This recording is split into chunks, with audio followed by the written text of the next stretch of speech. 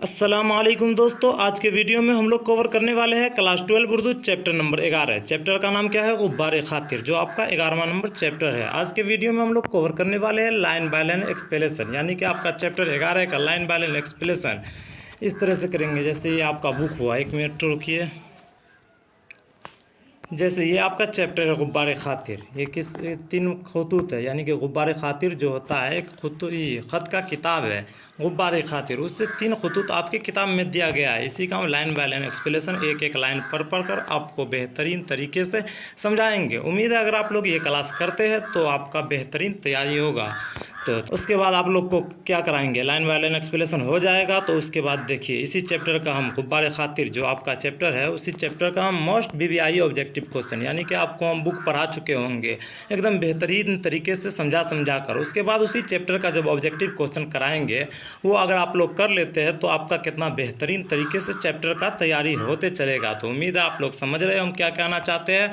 उसके बाद जब ये क्लास हो जाएगा तो फिर हम इसी चैप्टर का, यानी कि चैप्टर 11 गुब्बारे खातिर, उसी का ऑब्जेक्टिव एंड सब्जेक्टिव क्वेश्चन, यानी कि आपके कहकशा बुक के चैप्टर के साइड में जो क्वेश्चन आंसर दिया रहता है उसका पूरा आंसर हम आपको कराएंगे, जो समझा कर आपको बताएंगे। अगर आप ये भी क्लास कर लेते हैं तो उम्मीद है आपका तैयारी बेहतरीन तरीके से हो जाएगा, क्योंकि आप पहले उस बुक को पढ़िए, उसके बाद फिर ऑब्जेक्टिव पढ़कर प्रैक्टिस कीजिए ऑब्जेक्टिव का, फिर ऑब्जेक्टिव एंड सब्जेक्टिव बनाकर आप ये भी समझ सकते हैं ना कि हमारे एग्जाम में क्वेश्चन पूछा जाएगा तो हम किस तरह से लिखेंगे, ये भी तो पता होना चाहिए। तो अभी साथ का साथ हम चैप्टर को तैयार करते चलेंगे।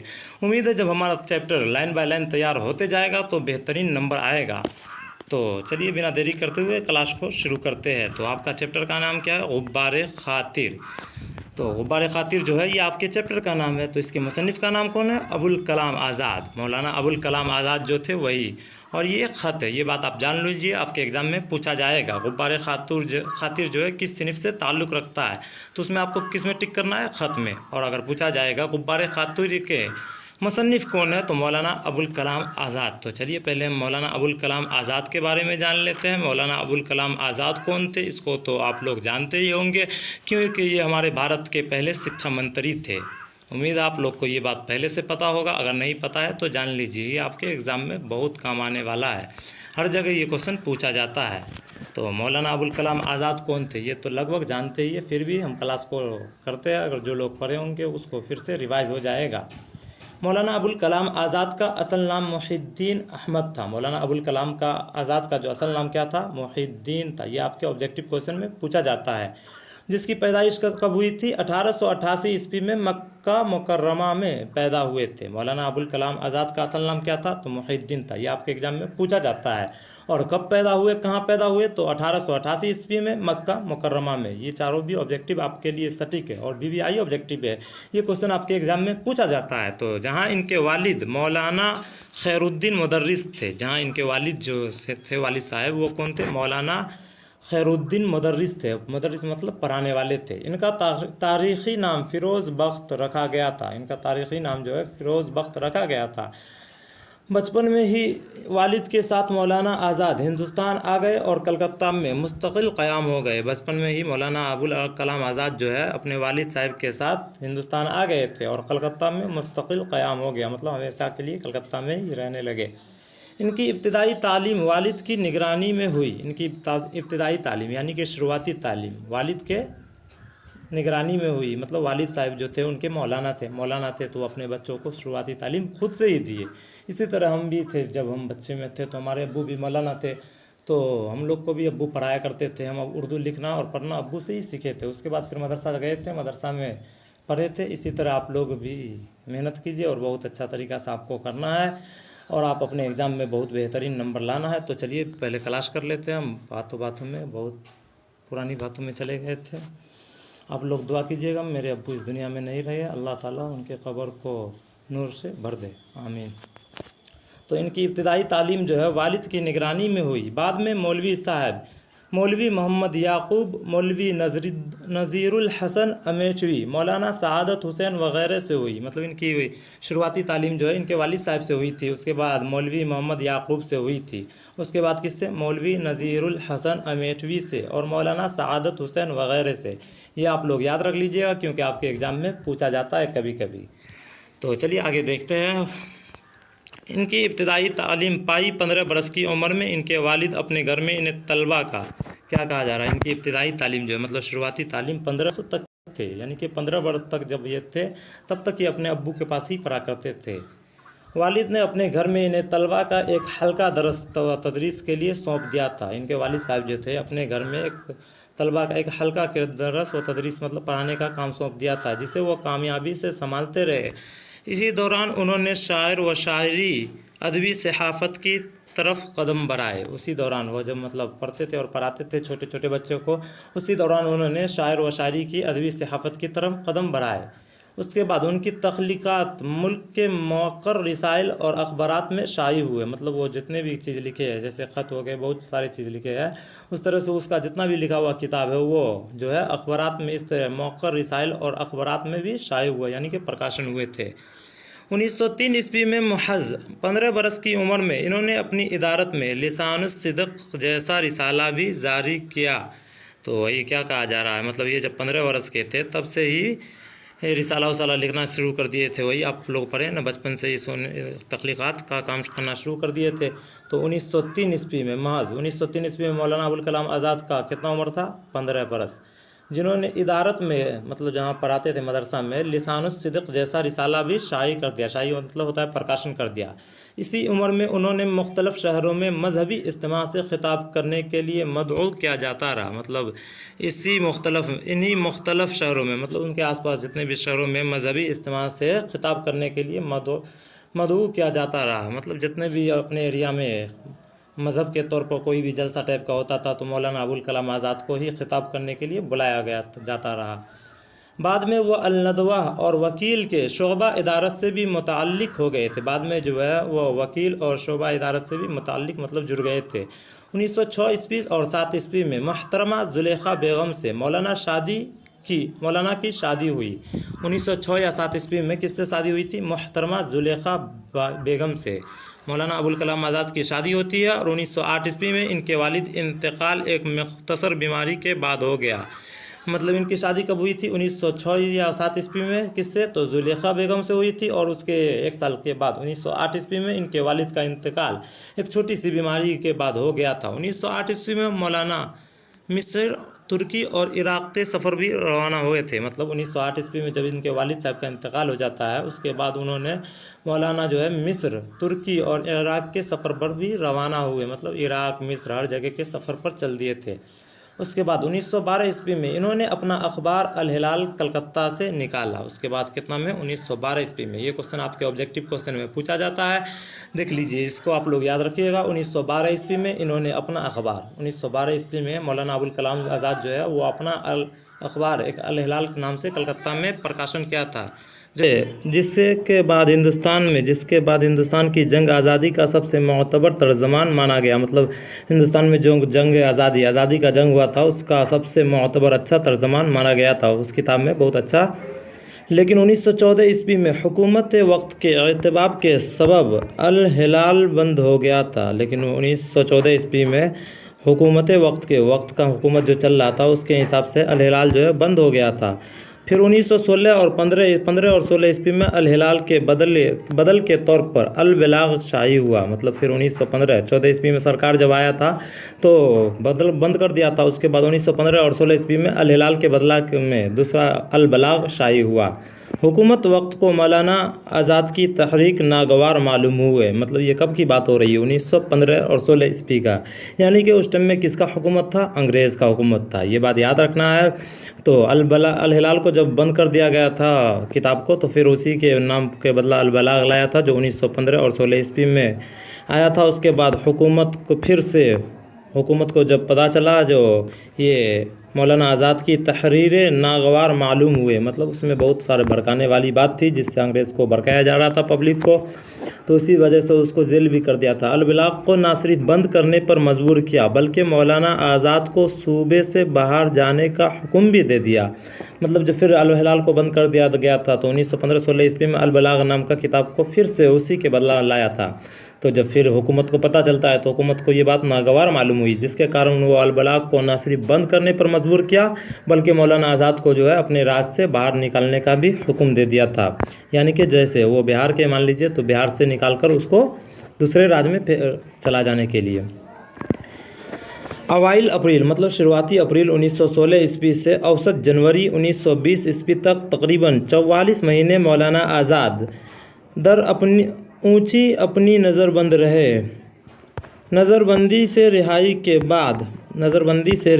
बाद 1920 ईस्वी में वो महात्मा गांधी के बुलावे पर कांग्रेस और खिलाफत तहरीक के मुश्तरके इजलास में शरीक हुए और फिर सियासी ज़िंदगी से वो कभी अलग नहीं हो सके। मतलब क्या है, अव्वल अप्रैल मतलब अप्रैल के फर्स्ट वीक में 1916 ईस्वी से औसत जनवरी मतलब पूरा जनवरी 1920 ईस्वी तक तकरीबन 44 महीने मौलाना आज़ाद जो है अपनी ऊंची में नज़रबंद रहे। मतलब उसको नज़रबंद कर दिया गया था। नज़रबंदी से रिहाई के बाद वह फिर से 1920 ईस्वी में महात्मा गांधी के बुलाने पर कांग्रेस और खिलाफत के तहरीक में मुश्तरक इजलास में शरीक हुए और फिर सियासी से वो कभी अलग नहीं हुए थे।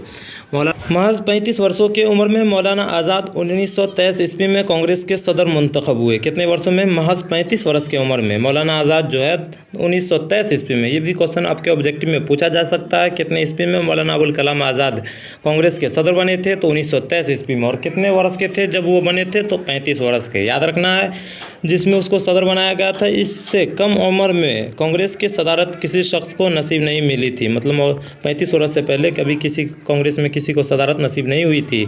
इसी तरह 1940 से 46 के दौरान लगातार 6 वर्षों तक वो कांग्रेस के सदर रहे। इतने दिनों तक मुसलसल कांग्रेस की सदारत भी किसी एक शख्स के हिस्से में नहीं रही। मौलाना की सदारत के दौरान ही भारत छोड़ो तहरीक के कैबिनेट मिशन के वाक़यात हुए। मौलाना आज़ाद हिंदुस्तान के पहले वज़ीर तालीम बनाए गए। मौलाना आज़ाद जो है हिंदुस्तान के पहले वज़ीर तालीम बनाए गए, यानी कि शिक्षा मंत्री सबसे पहले कौन थे? तो मौलाना अबुल कलाम आज़ाद।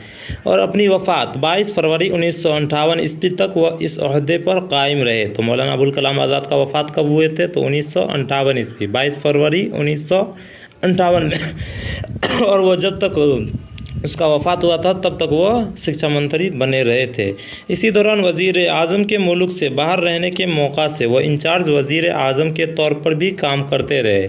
इसी दौरान मतलब वो जब वो शिक्षा मंत्री थे तो उसी दौरान वज़ीर आज़म जो रहते थे वो मुल्क से बाहर कभी कभी जाते थे, तो उसके इंचार्ज में वज़ीर आज़म के तौर पर भी काम करते थे मौलाना अबुल कलाम आज़ाद। वज़ीर तालीम की हैसियत से इन्होंने मुल्क की तालीम को जो जदीद ढांचे पर कायम किया है वही कम व बेश आज भी तरक्की पा रहा है। मतलब वज़ीर तालीम की हैसियत से उन्होंने जो काम किया था वही आज भी ज़्यादातर काम आ रहा है और तरक्की पा रहा है। मौलाना आज़ाद सिर्फ सियासत दाया या खुतब नहीं थे, यानी कि मौलाना आज़ाद जो है सिर्फ सियासत में ही नहीं थे या ख़तीब यानी कि या ख़तीब ही नहीं करते थे, बल्कि इन्होंने मुतअद्दिद तसानीफ़ यादगार छोड़े हैं। बहुत सारे तसानीफ़ इसको बहुत सारे मतलब ऐसे काम किए जो लिख कर चले गए, वो भी छोड़े हैं, यादगार छोड़े हैं। जैसे तज़किरा खुद नविश्त है। तज़किरा जो है, तज़किरा किसका है? आपके एग्ज़ाम में पूछा जाएगा ये क्वेश्चन। तज़किरा किसकी तसनीफ़ है? तो मौलाना अबुल कलाम आज़ाद की, और ये खुद नविश्त है। और दूसरा क्या है? तर्जुमानुल कुरान, जो 3 जिल्दों में शाये हुए हैं। अगर पूछा जाएगा आपके एग्ज़ाम में तर्जुमानुल कुरान जो है वो कितने जिल्दों में शाये है? तो 3 जिल्द में। और उसके मुसन्निफ़ कौन है? तो मौलाना अबुल कलाम आज़ाद। और क्या है? इंडिया विंस फ्रीडम और गुब्बार खातिर ऐसी किताबें हैं जिनकी बदौलत मौलाना आज़ाद एक साहिब तर्ज अदीब और मुनफरद नसर निगार तस्लीम किए जाते हैं। इनके खतूत और मज़ामीन के मुतअद्दिद मजमूए भी शाये हो चुके हैं। मतलब इनके खतूत और मजमूआ जो है उनके मुतअद्दिद बहुत सारे मजमूआ भी शाये हो चुके हैं। तो उम्मीद है आप लोग को मुसन्निफ़ के बारे में पढ़कर बहुत अच्छा लगा होगा। मौलाना अबुल कलाम आज़ाद कैसे अपनी ज़िंदगी में बढ़े और देश के लिए क्या किया कि ये भी आप लोग पढ़ चुके हैं। अब देखिए गुब्बार खातिर जो है एक ख़त का किताब है जिसमें बहुत सारा ख़त मिलेगा आपको। उन्हीं में का 3 ख़त जो है मौलाना अबुल कलाम आज़ाद का, उसको आपके बुक में यानी कि कहकशां बुक में चैप्टर नंबर 11 में आपके लिए दिया गया है, ताकि आप उसको पढ़िए और समझिए। तो ख़त होता है क्या वो पहले जान लीजिए ना। देखिए ख़त यहाँ पर दिया हुआ है, अगर आप लोग इसको पढ़िएगा तो आपको खुद ब खुद समझ में आ जाएगा। थोड़ा सा पढ़ लीजिए, आपको बेहतरीन तरीके से समझ में आएगा। देखिए ख़त किसे कहते हैं। ख़त खैरियत की तरसील और तबादला ख़यालात का बुनियादी ज़रिया है। ख़त क्या है? खैरियत की तरसील और तबादला यानी कि बदलाव ख़यालात का बुनियादी ज़रिया है। इसे लिखा जाता है जो हाजिर नहीं होता है, मतलब ख़त जो है उसे लिखा जाता है जो हाजिर नहीं होता। मतलब हम किसी को ख़त लिखते हैं तो वो मेरे पास हाजिर नहीं होता, वो कहीं और रहते हैं।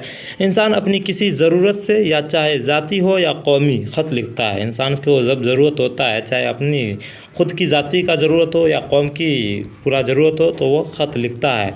ये बात यकीन के साथ कही जा सकती है कि इंसान ने जब से लिखने और पढ़ने का सिलसिला कायम किया है, उसी ज़माने से दुनिया में ख़त आने जाने का रिवाज कायम हुआ है। मतलब क्या कहा जा रहा है, ख़त जो है उसी ज़माने से, जब इंसान लिखना पढ़ना शुरू किया था, उसी ज़माने से पूरे दुनिया में ख़त का रिवाज कायम हो गया था। देखिए ख़त का क्या मसला था। इसी ज़माने से दुनिया में ख़त आने जाने का रिवाज कायम हुआ होगा। जैसे जैसे इंसानी आबादी में इंसानी बढ़ते गए, इजाफ़ा हुआ, तरक्की, खुशहाली और तहफ़्फ़ुज़ के सबब लोगों के एक जगह से दूसरी जगह जाने लगे शदीद। इन्हीं दिनों के कबीले के अहवाल जानने और बताने के लिए ख़त के पहले पहल इस्तेमाल किया जाता था। मतलब ख़त का इस्तेमाल कब किया जाता था? जैसे मतलब दुनिया बढ़ती गई, आबादी में तरक्की होता गया, लोग बढ़ता गया, तो वो एक जगह से दूसरी जगह जाने लगे। और जब दूसरी जगह जाने लगेंगे आपके अपने, तो उससे फिर आप लोग बात कीजिएगा। तो पहले के ज़माने में टेलीफोन या मोबाइल नहीं था, तो उसको ख़त के द्वारा बताया जाता था। तो उसी तरह के लोग जो है ख़त के द्वारा बात करते थे अपने कबीले के अहवाल जानने, और मतलब अहवाल मतलब जानने और पहचानने वाले से ख़त का इस्तेमाल किया गया था। उम्मीद है आप लोग समझ गए होंगे ख़त किसे कहते हैं। चलिए, तो हम लोग अभी पढ़ रहे थे मौलाना अबुल कलाम आज़ाद के बारे में बायोग्राफ़ी, जो आपके बुक में दिया हुआ, उसका हम एक एक लाइन पढ़कर आपको बेहतरीन तरीके से समझा चुके हैं।